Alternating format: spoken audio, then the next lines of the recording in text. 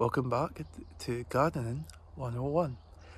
Today's bit of advice is you cannot dig into gravel.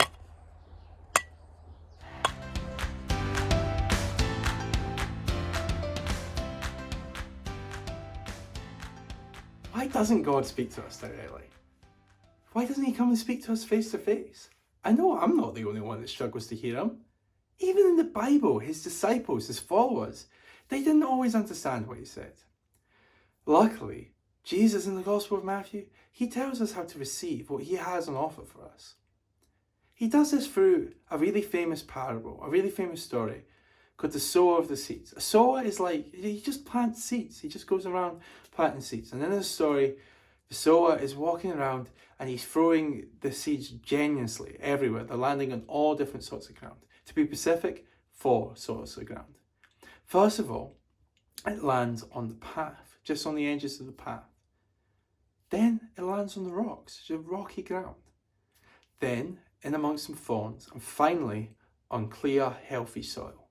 Well, when it lands on the path, it doesn't take root. There's no soil there. Have you ever tried to plant cress? Do you remember back in primary school when we all had to plant cress? Well, can you imagine doing that on concrete? It just wouldn't work. In amongst the rocks, there's some soil. And here, they start to grow a bit, but there's not enough soil for the plants to take root, so they wither away and die. Then, amongst the thorn, there are plenty of soil, so they take root, they start to grow, and then they get choked by the thorns around them. Finally, they land on the healthy soil. And on the healthy soil, they grow up, they're big, strong, healthy, and they produce 100-fold, it says in the Bible. So, does that answer your question? Good, you got that? Sorted. We'll see you next week, guys. All right, God.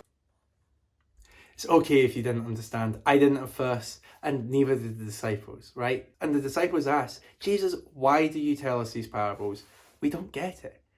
So Jesus uses this parable to explain to the disciples how we can receive what he has on offer for us. Our hearts are like the ground, right?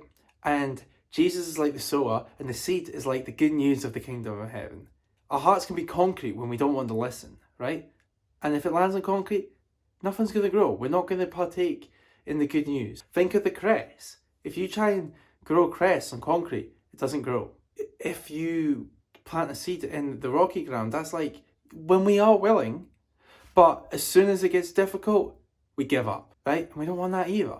And then the thorns, that is like the sin and the brokenness in our hearts.